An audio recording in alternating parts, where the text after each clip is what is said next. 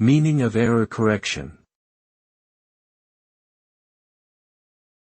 Error correction.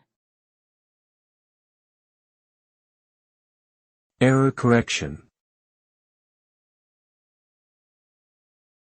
Error correction. Error correction.